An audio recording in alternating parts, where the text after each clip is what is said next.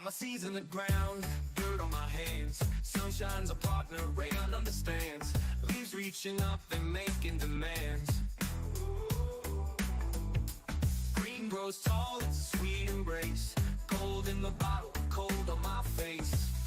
High hops and cold tops, that's how we roll.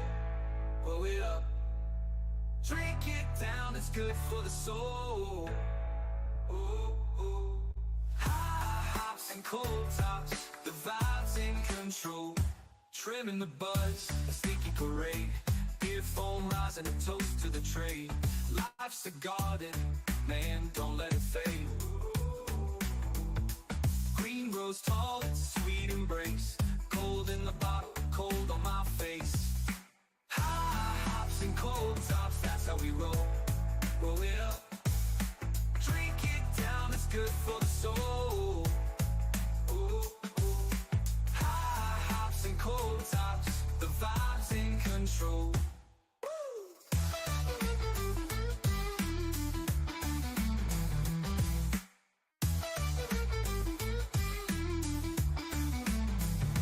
Trimming the buzz, a sticky parade. Beer foam rising, a toast to the trade. Life's a garden, man, don't let it fade. Green grows tall, it's a sweet embrace. Cold in the bottle, cold on my face. High hops and cold tops, that's how we roll. Roll it up, drink it down, it's good for the soul. And cold tops, the vibe's in control.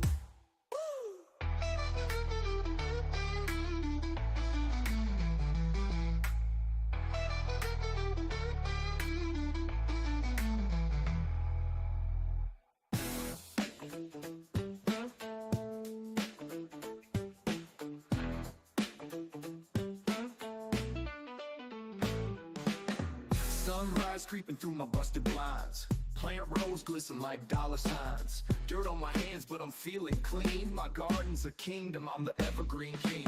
Flip the soil like a pancake stack. Smell the hops in the mold from my six-pack. Life's slow, but the grind. And now, Brutal Monkey grew this in his backyard off of some bag seeds. Sorry. Review, beer can in one hand, hose in the other. My plants are my kids, Mother Nature's their mother.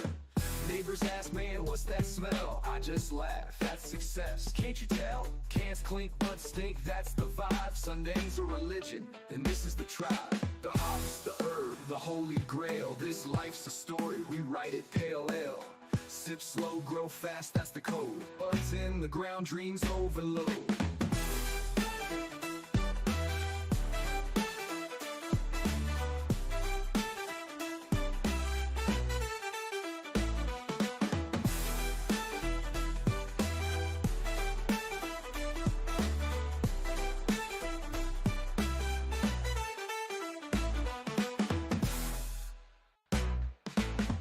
Hydroponics bubbling like my brew. Every leaf's a soldier standing in review. Beer can in one hand, hose in the other. My plants are my kids, Mother Nature's their mother. Hydroponics bubbling like my brew. Every leaf's a soldier standing in review. Beer can in one hand, hose in the other. My plants are my kids, Mother Nature's their mother. Hydroponics bubbling like my brew. World passes away. Together we shall forge a new one. Right now! Start time.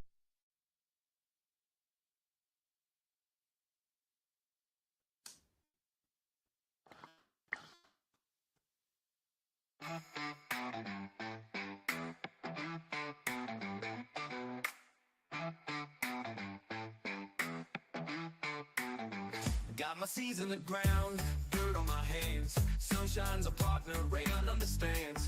Leaves reaching up and making demands. Green grows tall, it's a sweet embrace. Cold in the bottle, cold on my face. High hops and cold tops, that's how we roll. Blow it up, Drink it down, it's good for the soul. Ooh, ooh. High hops and cold tops, the vibes in control. Trimming the buzz, a sneaky parade. Beer foam rising a toast to the trade. Life's a garden, man, don't let it fade. Green grows tall, it's a sweet embrace. Cold in the bottle, cold on my face. High hops and cold tops, that's how we roll. Roll it up, drink it down, it's good for the soul. Ooh, ooh. High hops and cold tops, the vibes in control.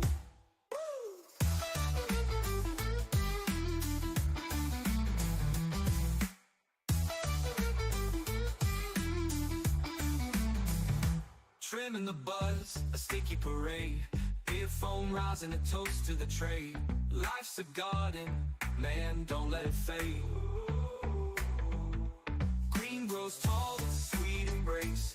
Cold in the bottle, cold on my face. High hops and cold tops, that's how we roll. Roll it up, drink it down, it's good for the soul. Now, what kind of party is this gonna be? Now here's something we hope you'll really like. We got alcohol, man. What, like some Annie Green Springs? Yeah, we got the Schnappster. Check it out. Bitchin'. Don't be such a square. Everybody who's anybody drinks.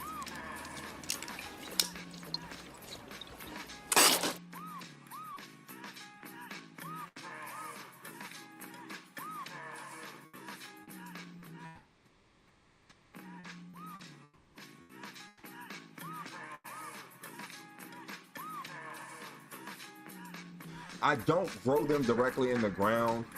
I've been trying for the past 3 years to sprout the seeds in February.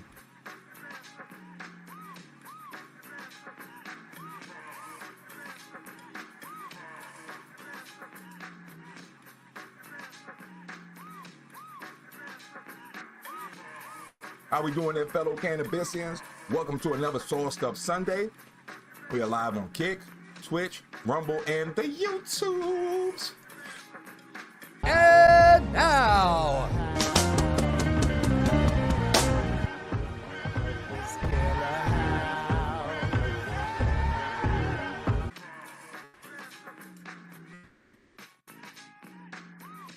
Body counts at 2. Can we make it, baby? Baby, are you taping? Baby, are you taping?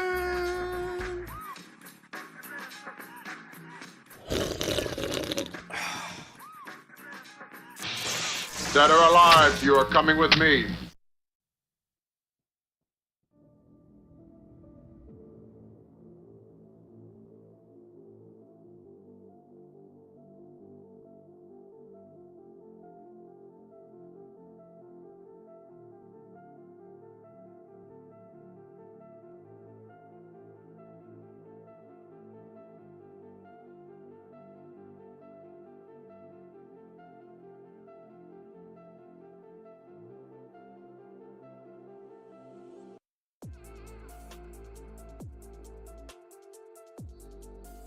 Check everybody out, see how we doing info. That got rid of that.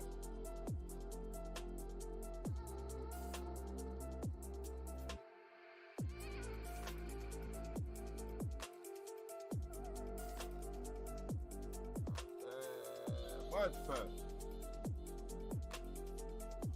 I can appreciate that. So how y'all doing out there, fellow cannabis? Matter of fact, I ain't got the chat up or nothing like that. How we doing out there on YouTube, Twitch, Rumble? I just came up here and jammed it up. Didn't even put my thumbnail up. I'm being extra irresponsible, I see. But I just took down the Skunk One today. We can check out a little bit of footage of that. We're going to check out a few videos. This is going to be one of two. Because last night I was just really caught up in family stuff. I could not get Monkey Biz Monday off the ground. My wife and my son were sick at the same time. Now I got them a little bit better, and I think I got the free time to make up for the Monkey Biz Monday, turn it into Monkey Biz Tuesday, and I can actually come and live stream during the day with you. So there we go. I see myself live. I see the good old thumbnail. I see myself enjoying myself. And I hope that you are. Okay, so now my fault. The one thing that I am missing up here is, there we go. I'm not seeing anybody in the chat. That's my fault. That's my dumb fault. That's my dumb butt. Live chat, here we go. Rumble, Twit, how we doing out there? Give me a few seconds for everything to boot up. And we're going to get in with the rest of our show. We're going to check out the garden. I'm going to show you the raw footage of the skunk harvest, you know, before I did anything to it, doctor it up. Get to take a look at just how everything turned out, the results, the way the bud looks, the trichomes on it. My fault, still trying to get my coffee before I get into the biz. All right, so there we go. Everybody's all booted up. Let me go ahead and get some kickers out there. That's just for you. Just for you there, baby. Let me make sure I queue up the next video. Before I get to talking any trash, I just want to make sure everything's on to the good. On to the good with us. Video time with the guy. Okay, yeah, definitely need to change the video. It's not what I wanted at all. Matter of fact, what was I trying to see first, actually? Okay, I wrote everything. Oh, yeah, I did write everything down. Just so I remember. I knew I was going to lose my mind. Up in here. Up in here. We want to keep it all about weed. I almost forgot. We want to keep it all about weed. I got to go in. Oh, yeah. Here we go. We checked out the weed-infused honey. We'll learn how to make some Rick Simpson oil real quick. That's what I'm talking about. Oh, shoot. Got to resize the screen big time. There we go. You ain't in show business. You can't hog up all my space. All right, boom. That's done. That's resized. Everything's ready to go. Everything is great. How y'all doing out there? Because I feel perfect. Had a nice day. Feeling good on the internet. Decided to live stream. Wanted to hang out with everybody today. James, yes. And I hope everything is doing. We have a better connection than we did on Sunday. We're going to make Monkey Biz Monday at 6 p.m. tonight. But James, how you doing out there? You ran out of papers, and the cashier at the grocery supply store gave you a free pack of raws. Nice. You had to put the J halfway out, though. Elements all the way. Yes. I noticed that, too. When I ran out of elements, they weren't available on Amazon. But it's much cheaper to buy in bulk on Amazon, so I ended up getting a 200 pack of raws. And I'm almost finished with them. I'm about to be exclusively on Elements, and I feel a lot better. Yeah, I don't like the raws that much. They're too rough. They are somewhat waxy. I like the blacks a little better, but no, Elements all the way. And yeah, I like my joints white. I must say. James, cheers. Okay, then. A little more coffee. I'm gonna fire this J up.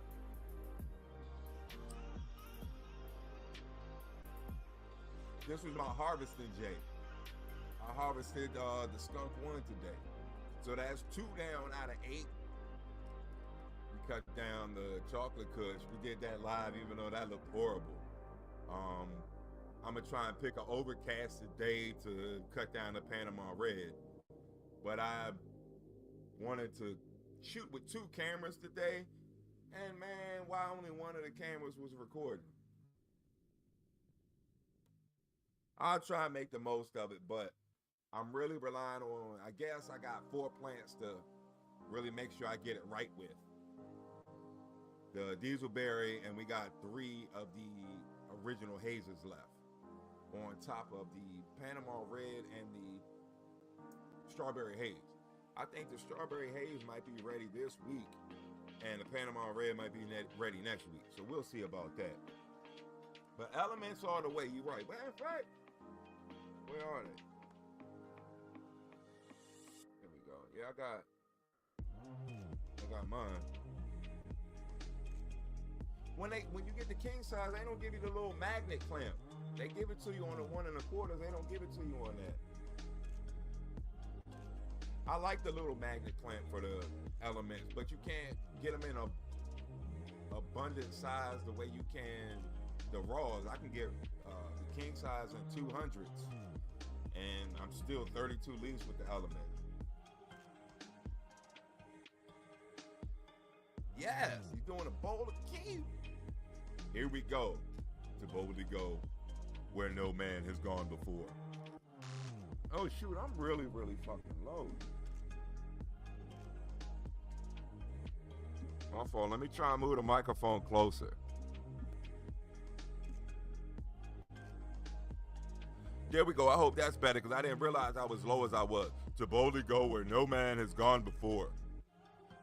So there we go. I hope that's better. Let me get this cord out my face real quick. Okay, cool. That's much better. Much better. So I hope you can hear me much better. Yeah, my fault about that, James. Yeah, the element papers. Let me get on to the video so we can get this going. You gonna fire it up? Let's fire it up.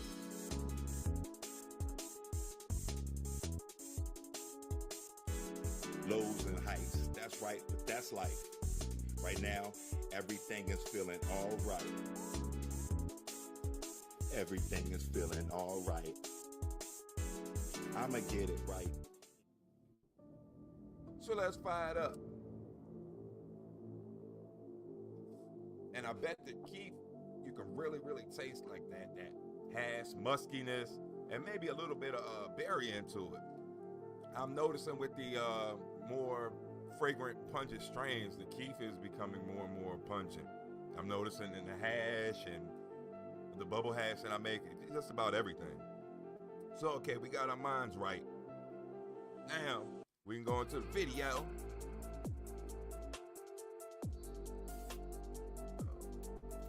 Okay. Dibio. Uh-oh. What happened to the Dibio?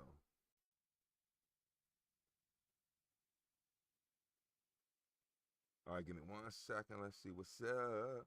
What's up? What's up? What's up? What's up? What's up? What's up? No? Is there no sound to the video? That can't be true. All right. No fret. I got a plan B. That was how to make Rick Simpson oil. I think we all know how to make Rick Simpson oil.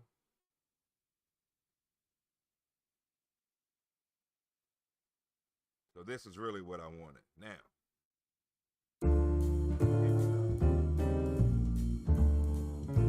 Oh, so it really was the video. My bad. Hi, it's Matt from Roughhouse Studios, and welcome to Cannabisics. Today, we learn how to make shatter using a quick wash of isopropyl alcohol. With regular old rubbing alcohol. This episode of Cannabisics is brought to you by the Roughhouse Studios Smoke Shop. Save 10% on vaporizers, raw accessories, wax pens, rolling papers, and much more with the code Cannabisics at roughhousestudios.com. Now let's get started. Here's what you need. First, we use cannabis. We had about 2.5 grams of Gorilla Glue No. 4. Okay. You need some containers that are both refrigerator or freezer and also heat safe. You need some 99 to 100% isopropyl alcohol. Okay, so I think that's a little more potent than the stuff at the grocery store. I think that's like 70%. I could be wrong about that for isopropyl. Used about 4 ounces of it. This is available online, not to be confused with 90%. This is 99 to 100%. Yeah, that's what I thought. Okay, so not the stuff in the store. You also need a metal mesh screen, some unbleached coffee filters. Okay. You also need a pan and some hot water for a hot water bath used in the evaporation. Okay, because that was the thing I never understood. Whenever I've tried to do it with a process, they've basically said let it dry out. Basically let the liquid evaporate out of it. But okay, if you heat it up, that'll actually help it evaporate. And then scrape the chunkies off is what they told me. Let's see how this works. But also I had the wrong alcohol. I had the wrong alcohol when I did it too. Now let's move on to the first step, which is going to be to dry our cannabis. We're going to put that into an oven-safe container, and we're going to break apart the big nugs, but we're not grinding it. Just make it chunks. We do not want to expose very much of the plant material to our wash. And we're going to put that in the oven. We're not decarboxylating. We're going to keep this at about 200 degrees max for about 30 minutes. So if they're not decarboxylating it, isn't that the same like requirements or the same regimen you would put cannabis through to decarboxylate it? So it's like a double decarboxylation? What we're doing is we're removing moisture only. Oh, and this is going to help us in our extraction process. So about 30 minutes at 200 degrees to dry our cannabis. Then the next step is to freeze both the cannabis as well as the alcohol. So put that in a freezer. So heat it up, then freeze it. Okay. And we're going to let that freeze for 3 to 5 hours. Once our cannabis is frozen, you're going to be able to tell it's dried and frozen. When you pinch it between your fingers, it's going to nearly explode and break apart very easily. Keep in mind, we're not going to break it apart. I'm just showing you as an example. Okay, we want to keep our little nugs. Okay. Yeah, that's like the bottom of the bag stuff. You ain't lying. Okay. So there's like 3 or 4 steps that I did wrong. I can see right away with this. So that makes a lot of sense. Way they are. And now in our container, which is also frozen, we're going to add in enough alcohol to cover over the cannabis, about 1 inch or so. I should have used a larger container. Keep that in mind. Use the right size containers. I could have used a larger one, but what we're going to do now is set a timer for 20 seconds and swish very gently. Oh, okay. We're not shaking it up. You're just circular swishing motion for 20 seconds. This is why it's called a quick wash. For 20 seconds, agitate it slightly in our container. Then at 20 seconds, we're going to remove it, and we're going to pour that through our mesh screen as quickly as possible. You see we got that out of there in 30 seconds. That's the max time you'd want to do this.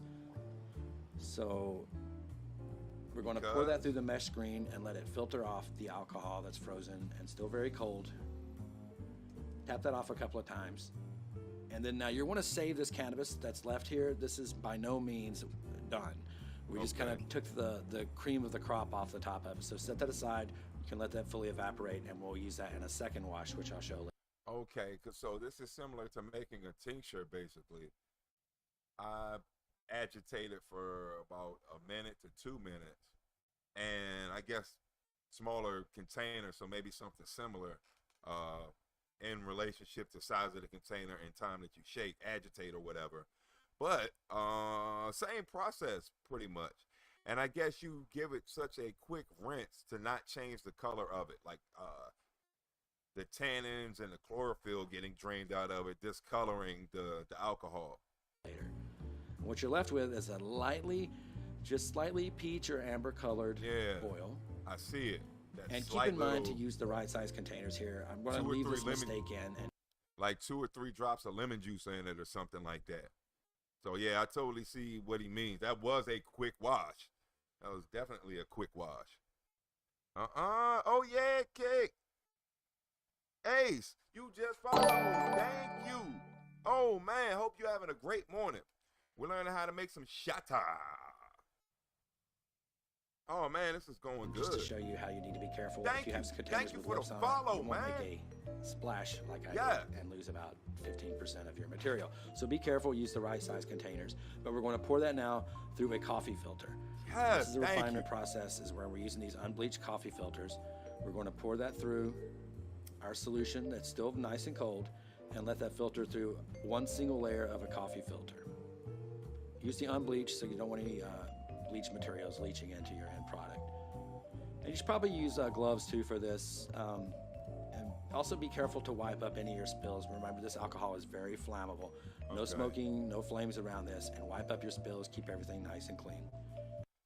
So he just pretty much Okay, let's see. Put the Gorilla Glue or whatever he had in the oven for 30 minutes at 200 degrees just to dry it out, just so it'll be crumbly and dusty. Then he mixed it with 99% alcohol, isopropyl alcohol. Gave it a quick rinse in his container. He said he should have gotten a bigger one, but he made do with what he had.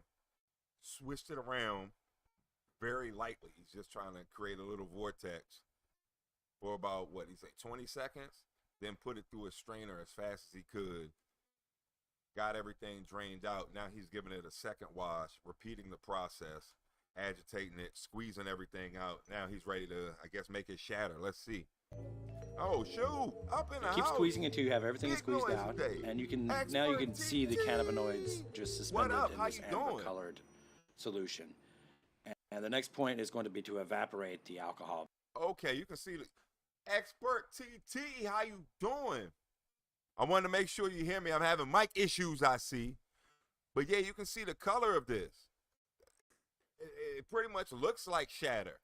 Translucent, very lightly tinted, almost like a light olive oil or something like that. Some kind of color like that. But he's already got one batch. This is the second batch, the second wash he had with the same Gorilla Glue he had to make his shatter. Back out. And you can do that over time just by putting a screen over it loosely, or just a I'm ready to learn. Oh, the evaporate. Filter setting on top like that. Let it evaporate overnight. If you're impatient like me, you can also use a warm water bath and put that in a solution of warm water beneath it, and let that keep the temperature high enough to evaporate it faster. If you're even more impatient like I am, you could also use a very low heat single burner.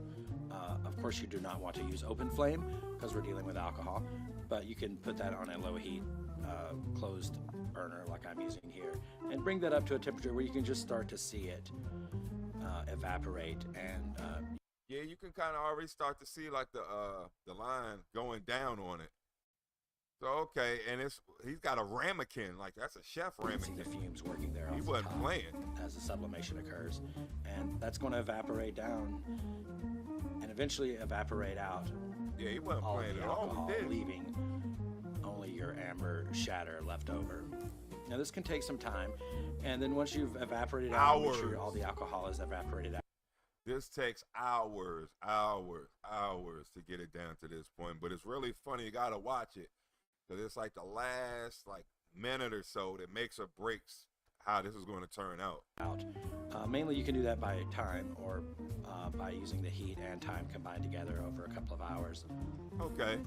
And then it becomes the long process of scraping up all of your oil or your. So yeah, I tried this before. I tried scraping everything out. I've gotten to this point, but it was over-the-counter isopropyl alcohol. So he's saying I need to go a little bit higher than that. Concentrated wax shatter here, and you can see that it's a little oily now, but as soon as it gets below or just near room temperature, it hardens up to a shatter, a very brittle shatter. And it can take a little bit to scrape it up. If you have a razor blade, it would obviously be better and a flatter surface on your container. Okay. So, as I said before, you want to make sure you raise the right containers. We froze it or put it in the freezer for just a couple of minutes just to show you how brittle and shattery this stuff really is. It gets so hard it just shatters into a crystal and flies all over the place. Like it was just little flakes of resin, but mine was a lot more amber than what his was. But I was giving it too hard of shakes. I was just using tincture that I had and trying to just convert it into shatter. And I was wrong on quite a few of the steps in it. So it's a really pretty color. You could refine your process, and people can achieve a much lighter color than what we have here, but it's actually a pretty good, nice amber colored shatter wax.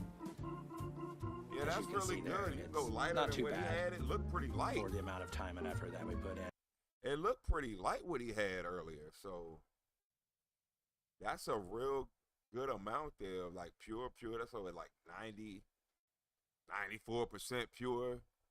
little dabs he had from that, that's pretty good. And the yield is pretty slow or pretty small on this, considering that we had about 2.5 grams to start with. We ended up with about 4 or 5 nice dabs there.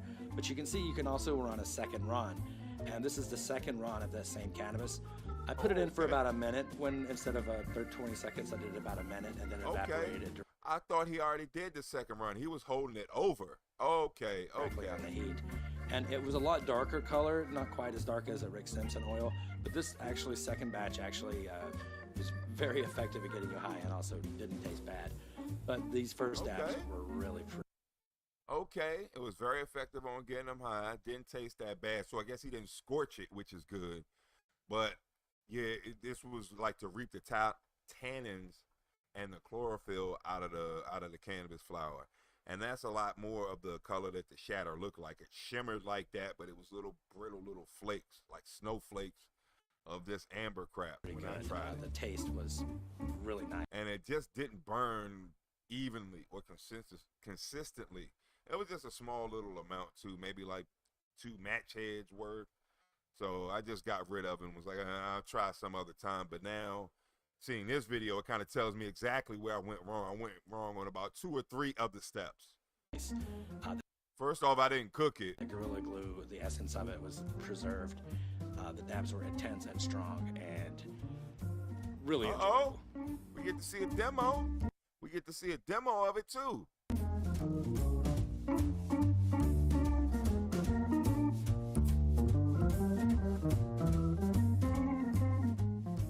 This episode of Cannabisics was brought to you by the Rough House Studios Smoke Shop. Save 10% on vaporizers, raw accessories, and rolling papers, and much more with the code Cannabisics.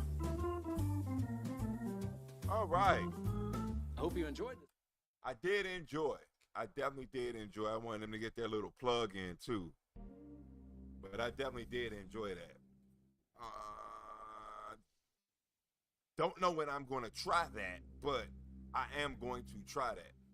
I do want to try and make my own dab just to see. It's quite expensive to buy. Then I would also have to take the trim to a dispensary. And I just figured because it's harvest time, got all this extra trim, I'm going to try and maximize it.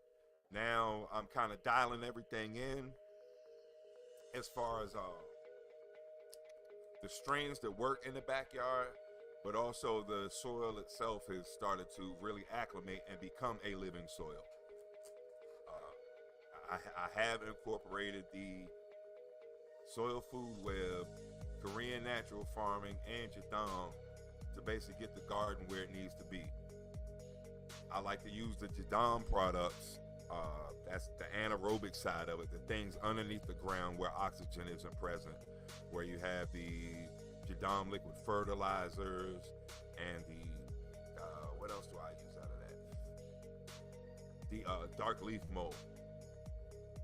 On the Korean natural farming side, I like to use a lot of lactobacillus to inoculate the soil, brown rice vinegar to get out of any anaerobic pockets in the soil that the roots might get to and get choked off in. Not only that, but it hardens up the inner walls and the leaf walls of the cannabis plants that we're growing. Starts to make the leaves actually shine. The fish amino acids, the water-soluble calcium, the fermented seawater, diluted seawater, the Jadam microorganism solution, the JMS, that's another feature to get everything started. Then throughout the course of the growing season, that's when I build a compost and incorporate the soil food web to cover over top of the IMO that the natural farming created. Then below that, the Jadam does its work. So I'm trying to incorporate 3 powerhouse systems into one. And I actually the last 2 years have seemed to be about the best results that I've got. Out of my, 7-year career? Oh, yeah.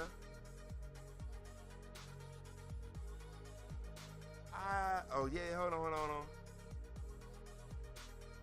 I'll be a blow. Yeah, okay. My man from Kick is showing up. I appreciate it. Everybody from Kick. We just learned how to make some shatter. I hope everybody's having a great day. Thank you for tuning in.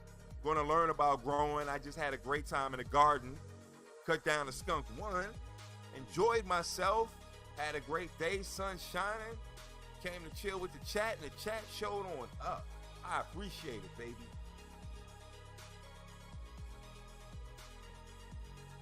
To get us a little more lively, little day drinking if I don't mind.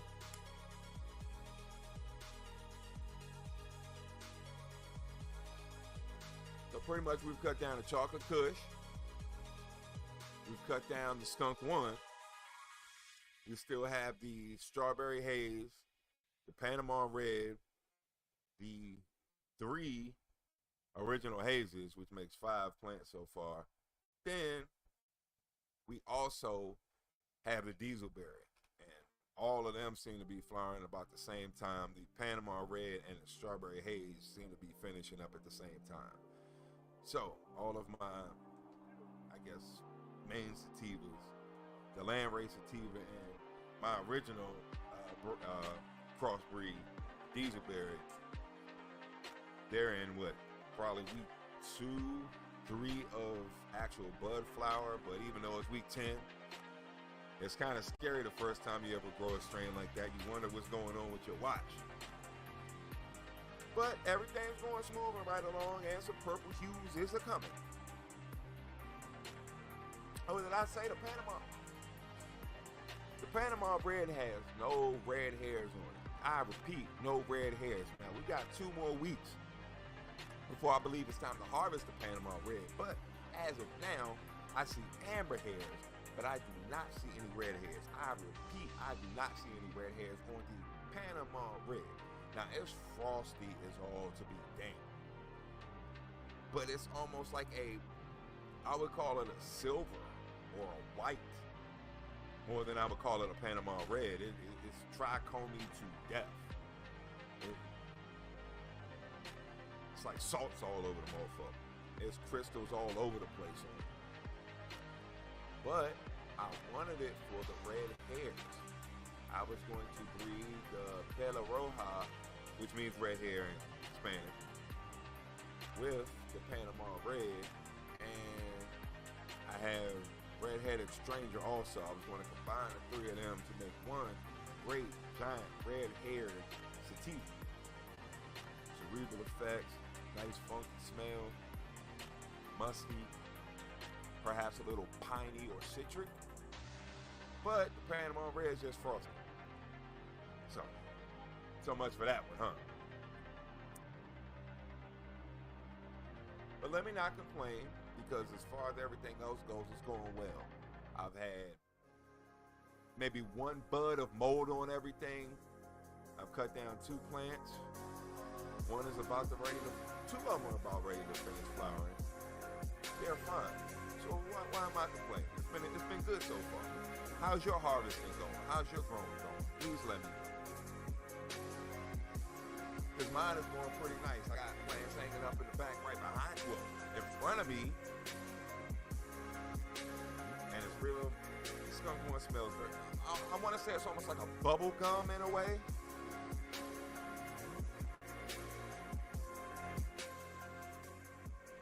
Yeah, I want to say it's almost like a bubble gum in a way coming through. There we go. So that didn't help any? Oh, man.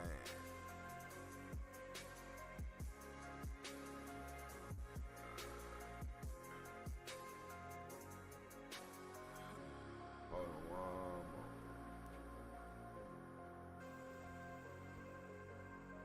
Alright. Cool. Is that any better? Barely. Oh, yeah, there we go. That made it a lot better. Okay, I just had to get out with the microphone the same way I got to turn up all the sound system on everything else. That made the mic a lot better.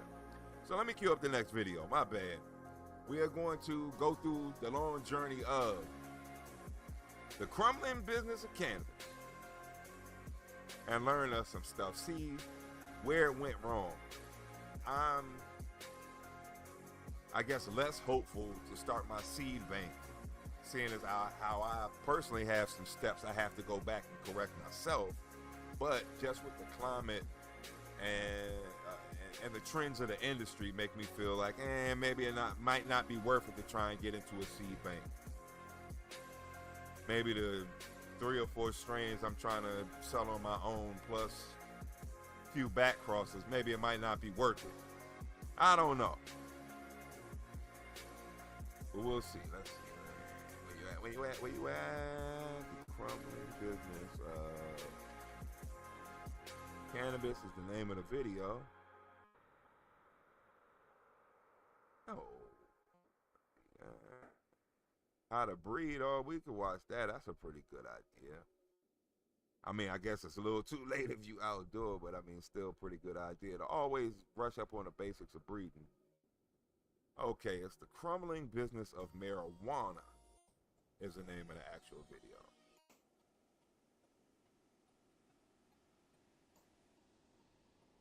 Oh, and that's extra tiny. Let me resize this bad boy. Ooh. That, I'll give us a little more screen. There we go. Yeah, I can. Perfect. Perfect, perfect. Okay, so that's all set up. Oh, we got our J's and everything all lit up and ready to go. We are going to try and uncover the mystery, unravel the quandary of the crumbling business of marijuana. Again, dude.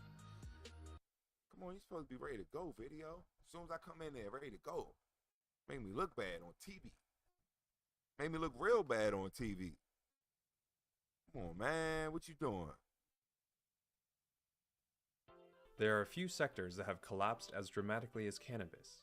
Once projected to generate billions of dollars in new business, radical social reform, job creation, and rapid growth, the industry has devolved into a commoditized race to the bottom. But just because the big corporations are losing money doesn't mean everyone else is. While they're all hemorrhaging cash, the local, self-funded dispensaries are quietly surviving. For them, profit isn't a future goal, it's a mandate. Yeah, I think that is going to kind of mess things up. It's a mandate that you must make profit. I need money, no. California is the world's largest and most competitive cannabis market. In 2023, $5.1 billion of legal cannabis was sold in the Golden State, with another $8 billion moving through the black market. Jeez, dude. Los Angeles County alone reigns as the highest grossing market, with 5 to 10 times as many sales as any other county in the state. Wow. There are more dispensaries and black market dealers in LA County than in most states combined. But if you can make it here, you can make it anywhere. While many weed businesses have folded. I mean, yeah, what was this? Was like 6 or 7 years ago. Basically, it was 3 pounds of weed for every person in California. A few independents are still making money. These owners are the ones with real business acumen in this industry, resilient, savvy, and shrewd. They turn a profit year after year, outlasting the VC-backed giants, regulatory hurdles, commoditization, and the black market. Okay. In this modern MBA original, we go from the macro to micro to understand how to survive in this crumbling business, from the global corporations all the way. I mean, it seems to be quite a rat race to me, to be quite honest, to try and put up with any business. Let me try and go a little low with this. I was in beer for about 7 years, and it seems like you have to spend such a great deal of your money just trying to market yourself. Oh, broken down. There we go, baby. How we doing, broken down?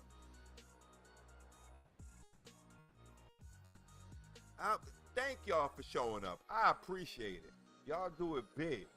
Y'all show up big every time. I really appreciate it. I really, really, really do. So I'm trying to jump into the mic. I seem to be having technical difficulties with the ability to jump it out there. So let me see. Hold on. Let me check this out. Let me see if it's any of the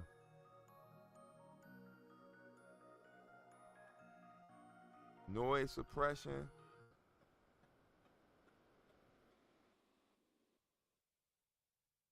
Let me see.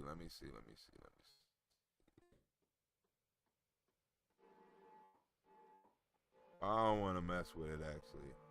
Let me not mess with anything. way to 3 independents Thank y'all in the for world's showing most up. competitive market. Happy 420. There you go. There you go. Yeah, I think quite a bit of this is like you got to spend so much for packaging, and you got to spend so much for, you know, the regulations, the permits to make everything. You got to go out there and let people know you even exist. You want people to come to your facility. It's kind of got to be a party atmosphere where people can just come, sample the product, look at your facility at all times. And it is such a drain on how much profit the business can actually even make. If you're constantly doing tours where you're giving things at a discount, you're constantly promoting for free at beer stores, bars, things like that, having, you know, keg parties at places, nights out, basically a better way to put it. Now, how much money can you really be making if it seems to me at least 40% of the product goes into just promotion and marketing? And how do you stand out there talking about in California? How do you stand out in that? It seems like quite a deal of it would go more into research than even acquiring seeds or soil. Your phone calls don't reply to texts and leave emails unread. Spam hasn't slowed down. It's evolved and multiplied in the digital age. Modern tech didn't kill it. It supercharged it. AI, social media, and scrapers are now harvesting every scrap of your digital life, all in the name of profit. And behind the scenes, there's a whole industry making it happen. Data broker. I've seen this before. I forget who did it. Virus, password. I'm cool. I ain't trying to make nobody paranoid.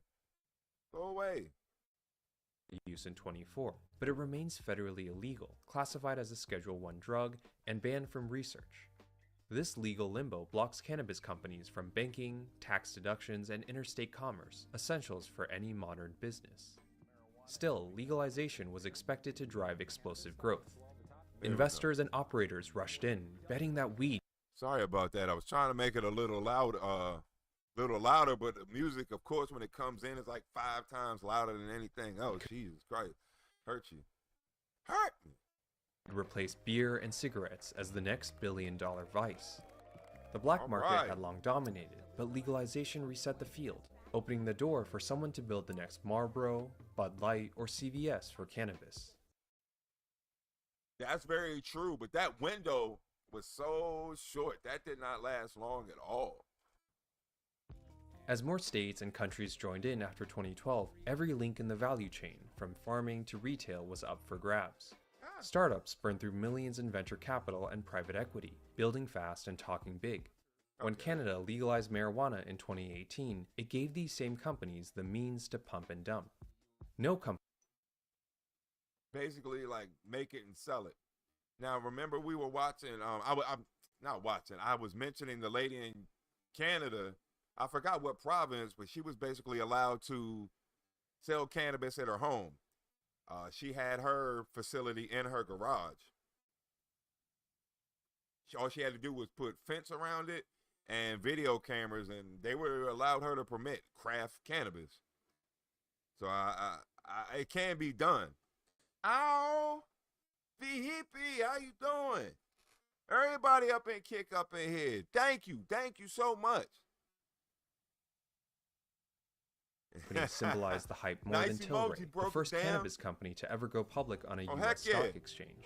By 2019, Tilray was the exclusive supplier of medicinal marijuana to Novartis, the lead partner with Anheuser-Busch on THC drinks, and the CBD distributor for authentic brands.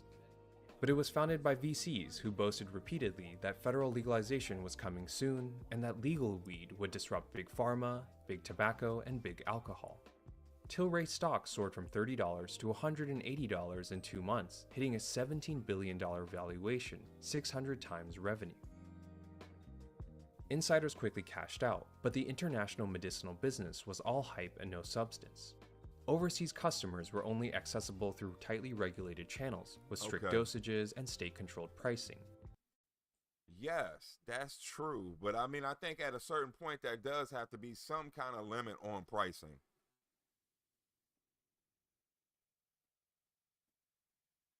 I know most people are thinking of getting premium, but you don't want people undercutting the market. It's very hard to sell your premium if you have people who are willing to sell a pound for, say, $400 and you're trying to sell yours for $4,000. Hippie, yes, love the emotes. Yes. Little dance of weed for you. The real money was in the US, but as a NASDAQ-listed company, Tilray couldn't sell there. That left Canada as the only option. Tilray tried to buy their way to dominance, acquiring smaller brands to enter higher margin edibles. Now, this is the, Budweiser method. Buy up all the other small companies like Gooseneck, Devil's Backbone. What's the other one? Did they end up getting Lagunitas? Vapes, and hemp alongside pharmacy. But like it's so many different, aren't they? They're not Keystone. I think that's Coors. But Rolling Rock, that's another one. Yeah, they just buy successful companies to expand their brand. And dispensaries. They merged with Afria, Canada's second largest cultivator, to create the world's largest, lowest cost cannabis producer. The plan was to unify in exchange for majority market share in Canada and to wait out US legalization. Yet gross margins fell, showing that even the best funded first mover couldn't avoid commoditization. And I mean, I would think because of regulation, by the time you're really able to become a first mover and get it off the ground as a trailblazer, people are right on your butt seeing that trail being blazed and are right behind you. They're like maybe 4 steps behind. So the window, the window for success is very short-lived, it seems. 5 years later after the merger, Tilray is still unprofitable and holds just 13% market share in Canada, even with its economies of scale. The company today earns more selling beer than selling cannabis. Whoa! MedMen rose to fame as the Apple Store of weed, opening flashy dispensaries in upscale areas across every legal state. But the company burned millions, falsely believing traditional retail economics didn't apply to cannabis. I don't think they do, but at the same token, you can't oversaturate the market with anything. At the end of the day, there are connoisseurs, but there's a lot less connoisseurs than there are normies. And all they're looking for is just to get high. So it makes it a little bit tough. I understand you might have a high-end product, but that doesn't necessarily translate to people wanting to pay high-end price for that product. I like these beats. Even as stimulus checks boosted sales for every retailer, from Target to Louis Vuitton during the pandemic, MedMen's sales declined. Let's go! Fancy storefronts weren't enough to build loyalty. Like, subscribe. In 6 years, MedMen fell from a $3 billion unicorn to bankruptcy. Happy Tuesday. Even later entrants who tried to learn from these mistakes have struggled. Backed with $2.4 billion from Big Tobacco, Cronos tried to carve out a high-end niche. They spent $100 million over 8 years on R&D for stainless steel vapes, CBD skincare, gourmet edibles, and luxury-infused body products under the belief that brand power and product innovation could be a moat. It's not going to work that way. I would think if you have high-end products on that, you would probably have to go get a celebrity to endorse it. A celebrity that everybody wants to be like. You know, get a Kardashian on it, get Zendaya on it. And then I think you have something there. But just on the surface, I don't think people really see the benefit unless there's someone attached to it that they aspire to. That's just my opinion with these. I think this would be like the Nike theory. Once you kind of see all the basketball players you like pretty much the all-star team in all their commercials, that makes you want to buy their product more because that's basically how you want to play basketball like those players. And I would think cannabis would have to be the same way. Knowing a football player uses like some kind of pain relief, or a woman uses some kind of cannabis for her makeup regimen, I think goes a lot further than just trying to pump a bunch of money into posters, commercials, things people aren't necessarily asking for. Despite owning Canada's top-selling brand in flower and edibles, Cronos loses hundreds of millions of dollars annually. Curaleaf, with 150 US dispensaries, is the world's largest cannabis company by revenue. I was going to say that. There's like 2 or 3 by where I grew up at, and there's like 3 or 4 around where I'm living at now. But their scale and vertical integration was all built on debt. Oh. Debt fuels growth, but magnifies losses when revenue stalls. With profits swallowed by interest, Curaleaf also loses money to the tune of tens of millions of dollars. And then you have to think, especially if you've gone corporate or whatever have you, you're constantly, well, I shouldn't even say corporate. Once you go into that scale of business, you're pretty much living off a lot of investor money, and the investors, what you have to get a profit for investors. If you've already got slim margins, that profit is really going to cut into your ability to innovate, to keep the lights on, to get any new strands, to really, like, everything's really going to be tight. And then in the year after that, you're going to have to give me more profits than you got me last year. Then after that, so it's just a ever increasing games of slimmer and sliver profit margins. Trulieve chased emerging states, flooding Florida with hundreds of stores and 1,000 different SKUs of flower, drinks, and edibles. But because cannabis I was like, hold on, ain't that the alcohol? Companies can't move inventory across state lines, all that product can only be sold through their own dispensaries or wholesale to competitors who are already promoting their own. Okay. Even though Canada and the US are the top markets, the gap is huge. Trulieve grosses 4 times more selling medicinal marijuana in Florida alone than Tilray does in all of Canada. But they hold just 35% market share in Florida, and sales have dropped yearly. Younger, what the hell? How do you spend all that money and you only got 35% of the market share? Who else is there? And what are their techniques? Did they pump in as much money or more money to get 35%? How many companies are in there? Jesus Christ. Yeah, I there's a lot of numbers I'd have to crunch to figure anything out, but all of this seems very fruitless. I know this video is the crumbling business of marijuana, but I mean, still, I see why. People are just pumping in millions of dollars of cash without really a solid plan or trying to gain organic growth.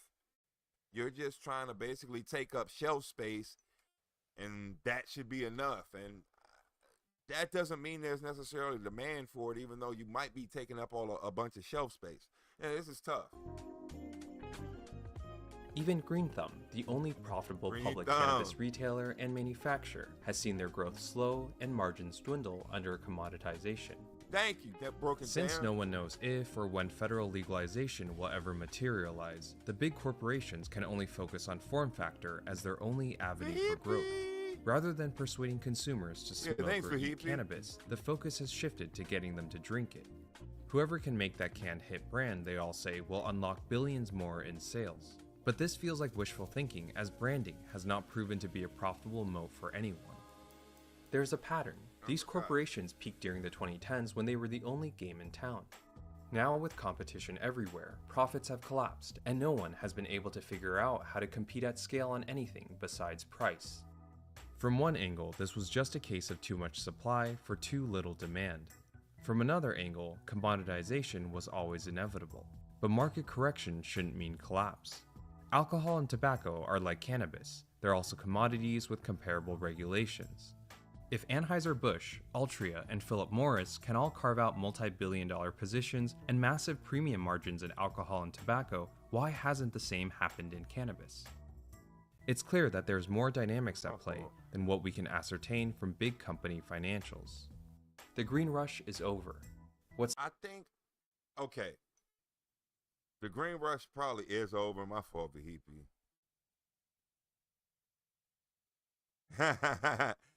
Hurricane Top Wave. How you doing? Doing good. We're learning about the crumbling business of marijuana. And I will, okay, I'll give you that maybe the green rush is over. But I think it's self-induced. It was like green rush suicide. I don't think this was organic. I don't think the market was organic to begin with. They tried to create one without actually testing one or seeing what the market actually would organically fall into place to be. They just wanted it to be a $1 billion industry, and they forced it to be a $1 billion industry. And with all the regulations in states, it was no way to flourish and get you to that point. I think the number one flaw in what made cannabis crumble, and like, you know, I'm painting with the wide brush. It's not like I study any of this crap. It's not like I know the stats of sales in Las Vegas or anything, but just judging with my own observation that not having state to state commerce really hurts every state that has legalized anything recreationally. I think really it started out as a big fear for, oh yeah, thank you. I think the big fear was that California was going to take over because, you know, the Emerald Triangle in Humboldt County and everything. Everybody was just basically going to want California weed and their state would be obsolete.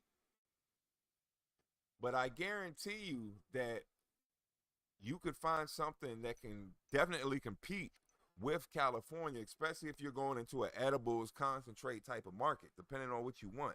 Expert TTT, I hope you find it up out there. Thank you. Like the stream. Follow on Kick. Follow on Twitch. Hit the like button on YouTube and on Rumble. Multi-streaming during the daytime. 1 or 2 streams tonight to make up for not being here last night. Monkey Biz Monday is Monkey Biz Tuesday. Tonight at 6. Got a little bit of stuff to do, but yeah, I'm not gonna go. We'll be back. Take a little intermission. Got to pick some kids up from school, do some family stuff, get some snacks, do some homework. Come on back tonight. And James, here's the elements right here. We was just talking about it. And I noticed the difference. You ain't lying. I see why you was mad at the raw. I was smoking a raw before this. And I can taste it. Oh, nice. Expertise. Diaz Gaming. Yes, fire it up. I just did. Light up some ganja. Some original haze rolled up in an element.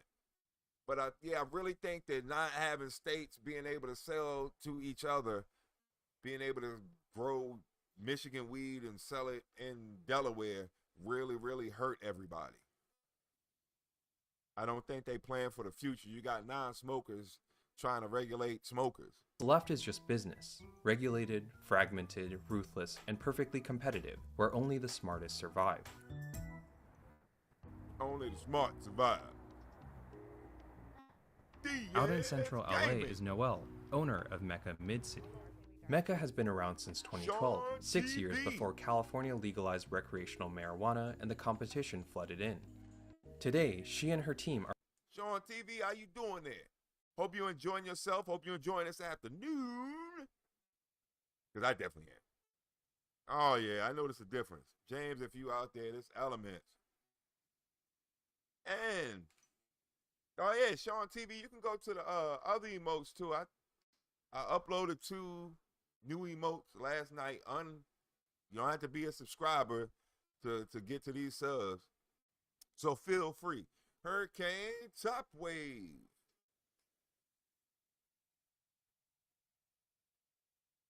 Oh, no, I had to hit the wrong thing. Prepping the store for 420, the biggest sales day of the year. I'm goofy. Steve, the hay, what do you think if we angle it on the right side for the photo booth? So Now, that's exactly what I'm talking about. We got to have a photo booth. You got to have people to set up these mannequins. You got to rent out this hall. We're just trying to sell weed here. And how much money do we have to, how much do we have to sell in order to get our money back and make all of this profitable? This is what's killing it. If we have the guy on the left and the hay on the right. Yeah, so it's like people can sit down and do that. Yeah. Kind of adds the carnival feel. Like, okay, I'm sorry, not to make this drama or anything. Expert TTT. Okay, where we at? I noticed this. Let me write this down.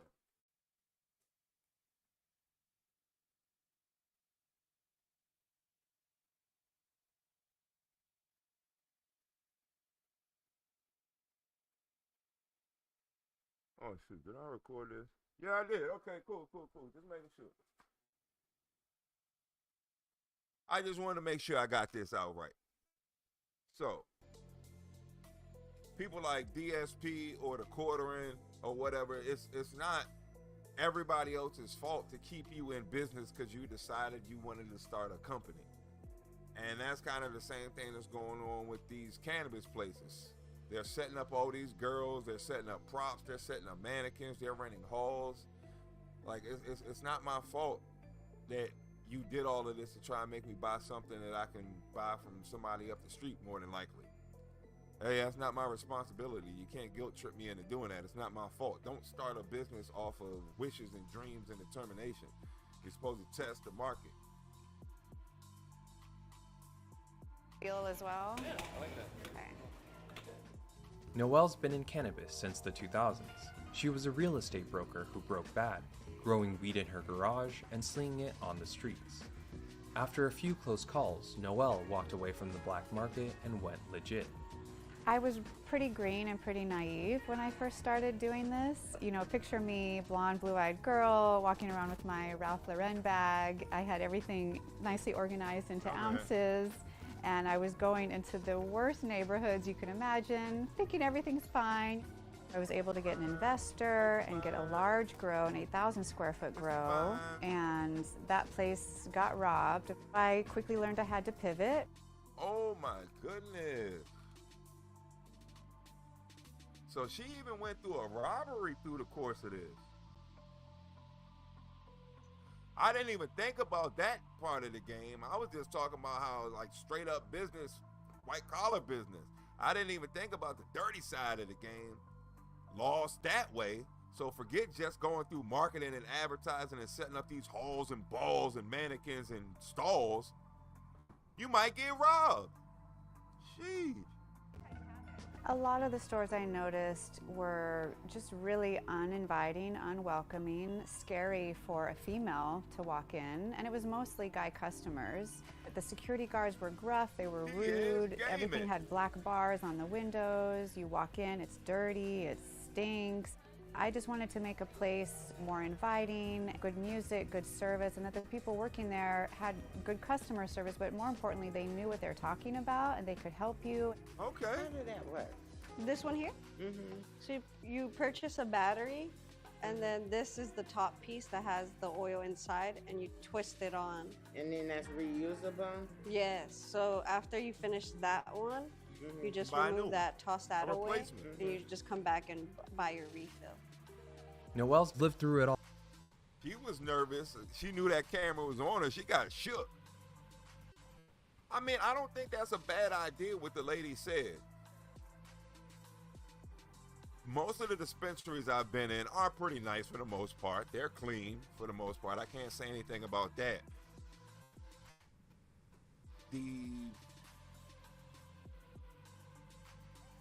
I guess the waiting area is a little different. I can understand wanting to make it more inviting, but at the same time, like I guess wherever you can cut corners, you're gonna have to, because this is just such a heavily regulated game. All before legalization, through the green rush, and now the downturn. The promise of easy riches during the green rush meant California got saturated with too many cultivators, processors, manufacturers, and dispensaries. What was that? Rick Ross was saying that when he was on the Joe Rogan show. that, yeah, they just gave out too many licenses. And I'm guessing it was just people trying to take money off the top. Wholesale prices have plummeted 70% in the past 4 years.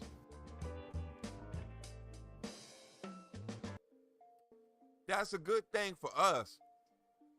I can remember when I was in high school in the mid-90s, yeah, time machine time, that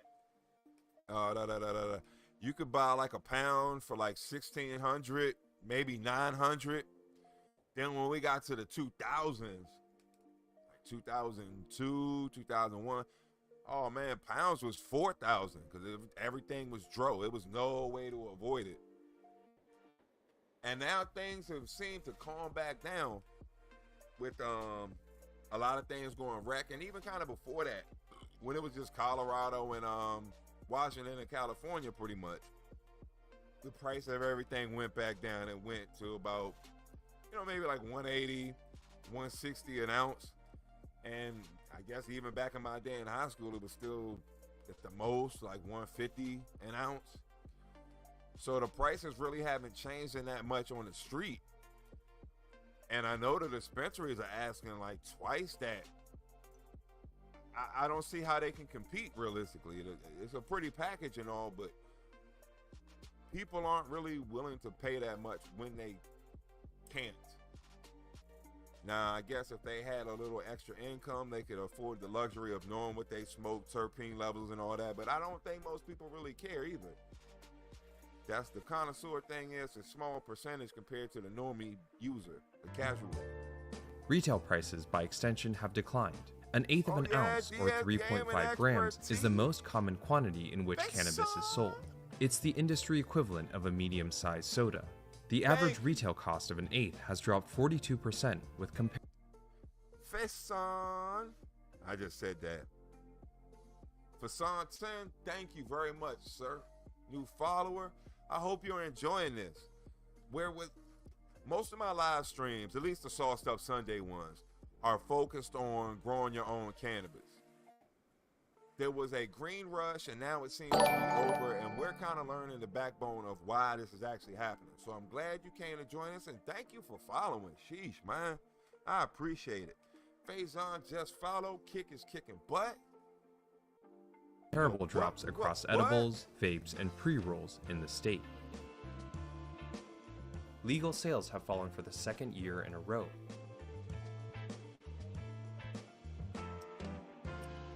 Tax revenue from cannabis has dropped to its lowest since the legalization of recreational marijuana in 2018. This freefall is also happening in Colorado, Oklahoma, Oregon, and Washington state. So everywhere that they've like popped off as a new place is pretty much capped out? Jesus Christ, what did they do? They must have it must be true what like Rick Ross was saying, they gave out too many licenses for people. How does that happen?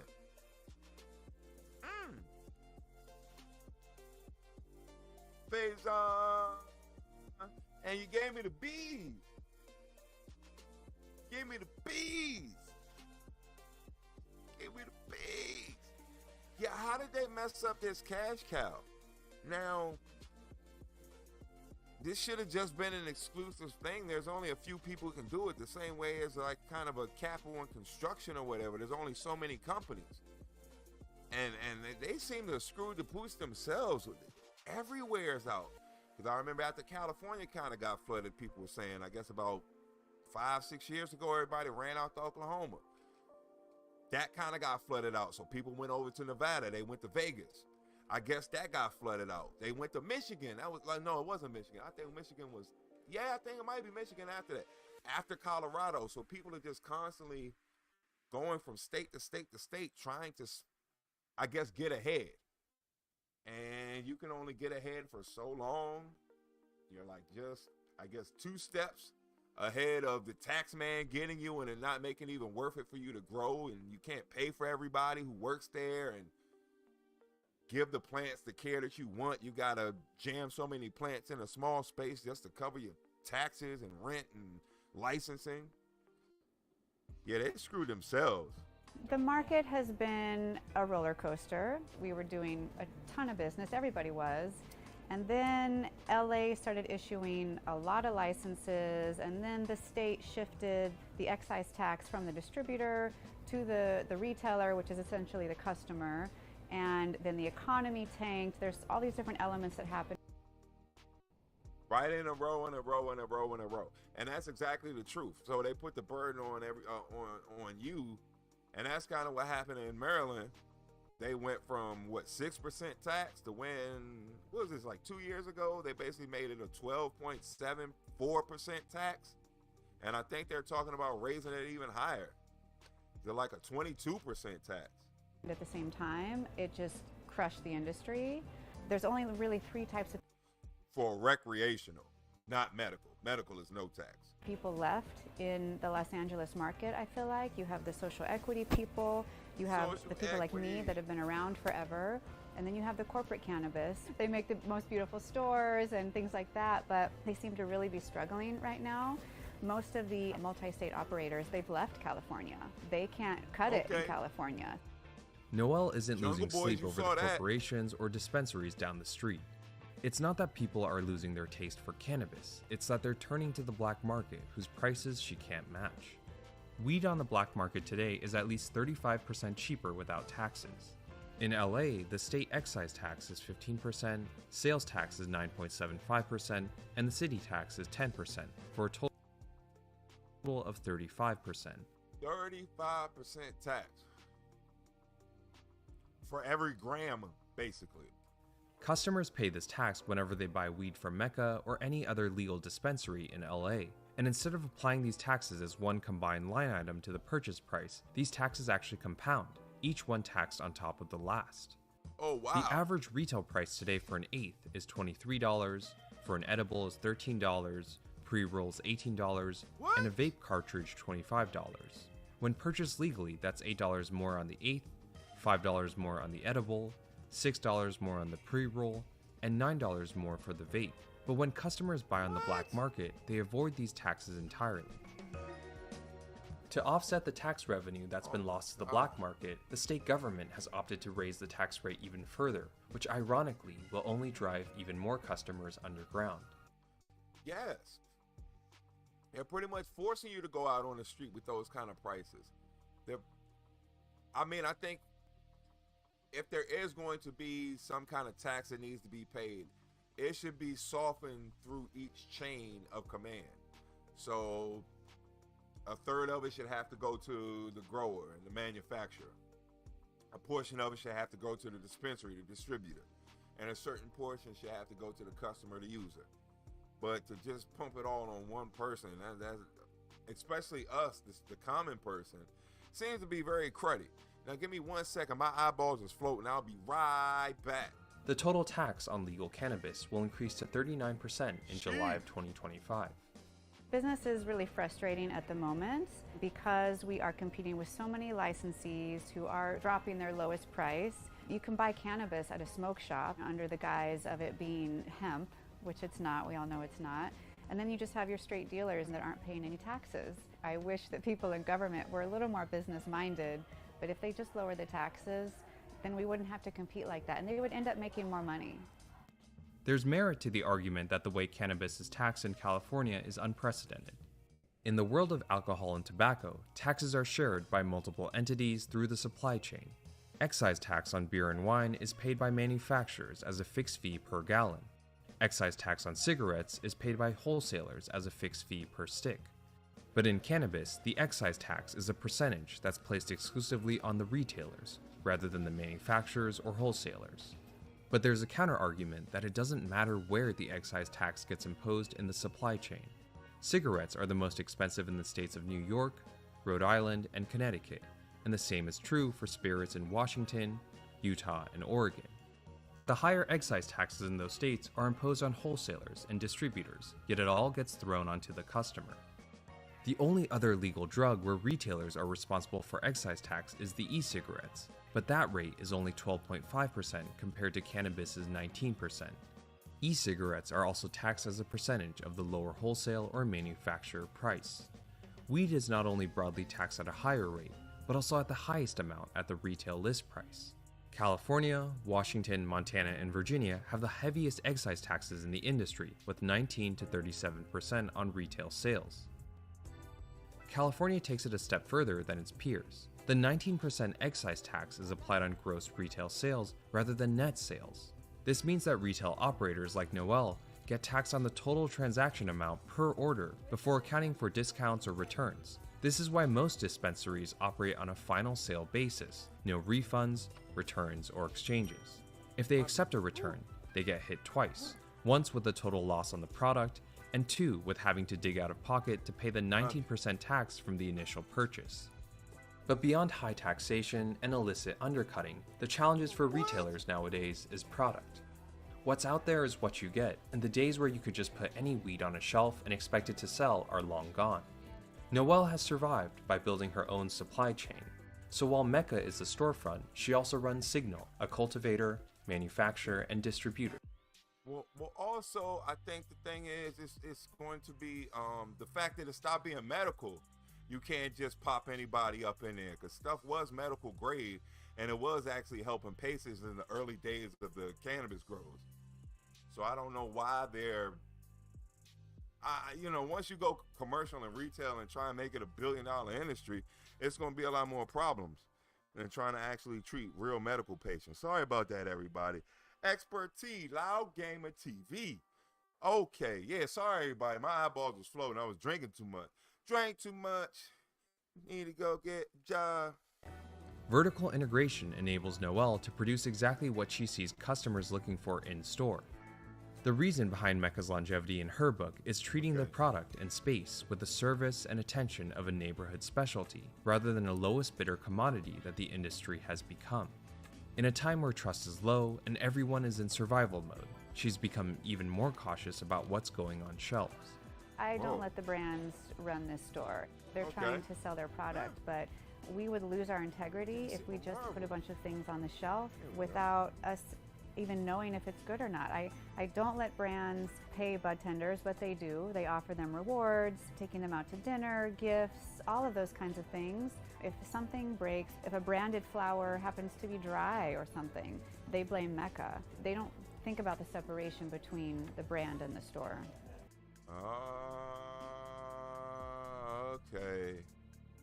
So this is the same thing as a politician, huh? We can't accept any bribes when trying to get your flower. Steve?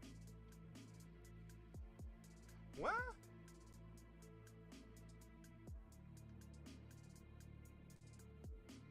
Stravea. Okay, I'm sorry, Stravea. My bad. I was dyslexic. Stravea. Thank you. Just follow. I hope you're enjoying everything. We're learning about what makes cannabis crumble. So we have to implement our and it's the edible cookies. Own quality controls. 18th century botanists classified weed into two categories, sativas and indicas, based on their differences in plant appearance and psychological effects. Sativas stimulate mood and energy, making them... Those look so good.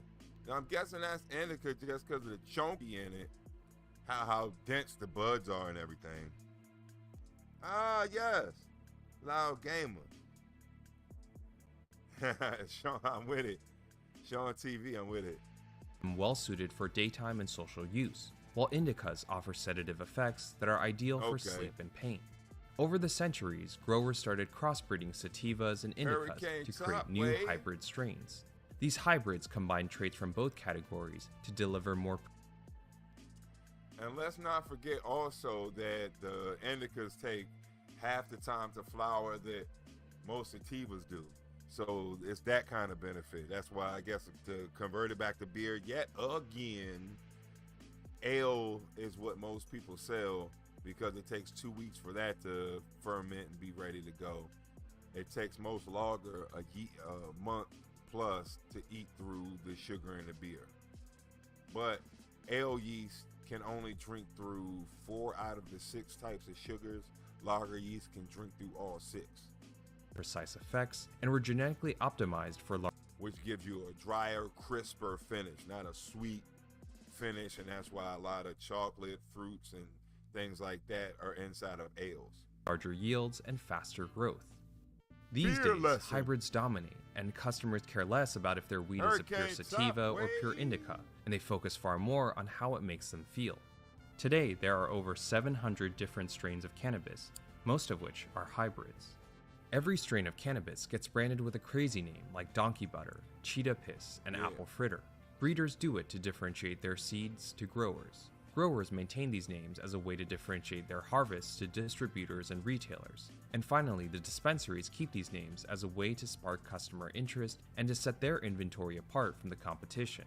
That way, when customers find a strain that they like, they'll ask for it by name. In 2022, gelato and wedding cake were the two best-selling. Okay. Oh, yeah. Biscotti, Blue Dream. Oh, those, yeah.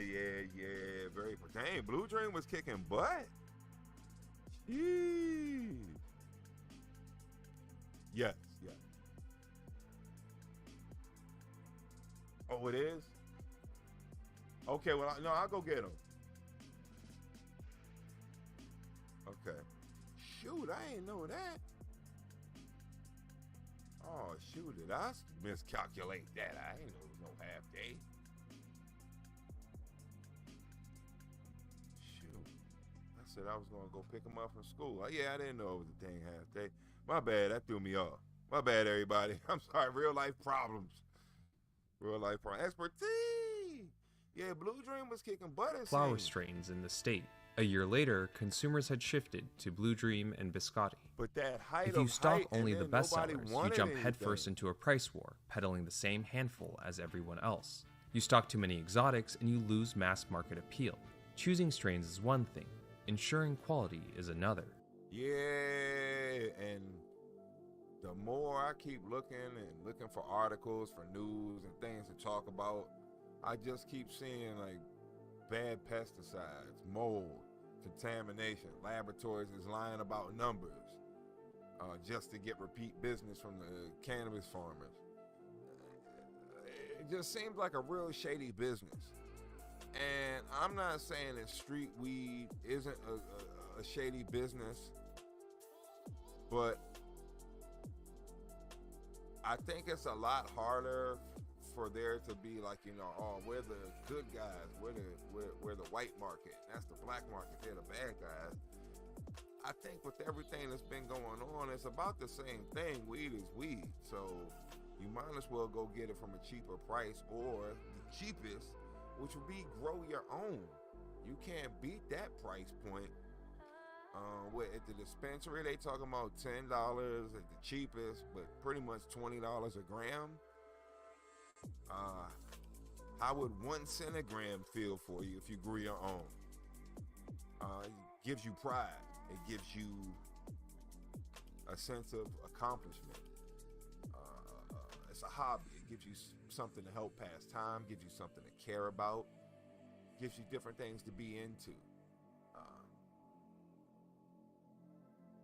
Gives you the ability to be artistic and creative in how your soil is going to be, how that's composed. The growing technique that you're going to use is creative and artistic. The training method that you're going to use, whether low stress training or scrognet or topping, super cropping, that's artistic and creative.